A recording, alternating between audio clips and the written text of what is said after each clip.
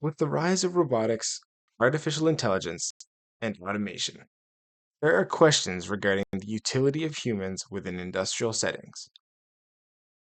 Human workers are losing their jobs to more efficient and productive technologies as automated production lines become the new norm. However, a new ideology is emerging, which aims to restore human centrality in industrial settings. This ideology is called 5.0, Industry 5.0. Before we fully dive into Industry 5.0, we need to familiarize ourselves with the iterations of industry, or more commonly known as industrial revolutions. This brings us all the way back to the 1760s, where Industry 1.0 introduces the steam engine and other powered tools which would kickstart industrial level production rates. Industry 2.0 occurs more than a century later in the 1870s when the division of labor shifted manufacturing towards task based workers and assembly lines. Also, the introduction of electrical power replaced steam engines during this period.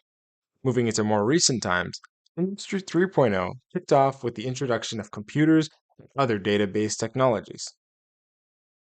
We are currently in Industry 4.0, which improves on the technology from Industry 3.0 by introducing machine learning, artificial intelligence, and robotics. During this phase, production lines decentralized from human input, relying primarily on automation to perform work. Overall, each iteration improved industrial production in their own ways. Industry 5.0 is slightly different, focusing more on humans' role within industrial settings. Industry 5.0 touches on a wide variety of topics. We are going to focus on human centrality and sustainability. Industry 5.0 aims to shift workers back to value based positions within companies. Robots and automation aren't going anywhere. However, the goal is to utilize the respective strengths of both man and machine simultaneously. Machines will be utilized primarily for repetitive tasks, whereas humans will be leveraged for their creativity and decision making skills. Instead of eliminating humans from production lines, they are simply being shifted to new value added positions. For example, some assembly lines produce custom products, a feature that machines alone struggle with.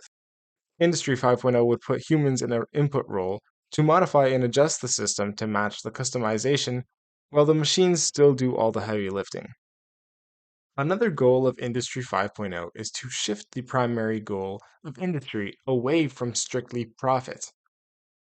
Objectives such as creating jobs and environmental preservation are currently viewed by most companies as secondary due to their limited cost to financial benefit ratio. The current path of industrial acceleration is not sustainable because if we replace all the workers with technology, the economy fails as wealth is centralized to only business owners. However, if we shift the industrial mindset towards a sustainable path by promoting the presence of human tasks in production lines, wealth is directed towards the general population instead of corporations. Environmental objectives follow a similar approach. If companies fail to eliminate their environmental impact because it is too expensive, eventually they will run out of environment to impact and the world will end. And well, we're not going down that rabbit hole. So, back to the topic. By removing profit as the primary objective of industrial work, sustainability objectives can thrive in the Industry 5.0 mindset. Industry 5.0 is better applied to large scale assembly lines and processes.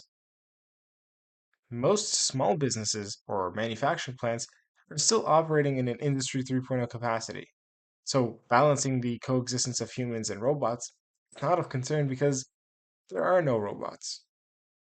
However, from a developmental perspective, it may be easier for these companies to transition to Industry 5.0 concepts in the future. Since they are still human centric, they can fill in the automation part to aid the humans instead of replacing them from the get go. Larger companies who are already practicing Industry 4.0 techniques will see larger benefits but at a greater cost. This is a primary obstacle for the Industry 5.0 movement because the financial cost has been a key contributor to the decision making process in the past, It is difficult for companies to take both a financial hit and change from their profit culture simultaneously. Looking at the topics we covered in this course, most can have an Industry 5.0 mindset applied to them. For example, scheduling can easily be done by AI, but requires human input and execution. When we think about designing a production line, it is good to keep in mind which tasks could still be done efficiently by a human, even if a machine would be cheaper. It is also much easier to design a production line with this mindset than to convert a fully automated line back to needing human input. Also, when machines are used, it is important to properly evaluate a system and create new roles in which humans thrive. The financial aspect is a part of the course that does not fit Industry 5.0. If balancing a line perfectly results in less employees to accomplish the same output, mathematically, this is good. However, cutting jobs is not always in the best interest of a company or society as a whole.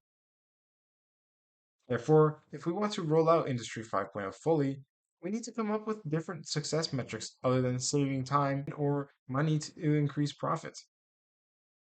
Overall, Industry 5.0 strives to return value back to human workers in the industrial world. Despite being the fifth industrial revolution, it is the first industrial revolution whose primary objective is not more, faster, cheaper, and instead benefit society, not just one company.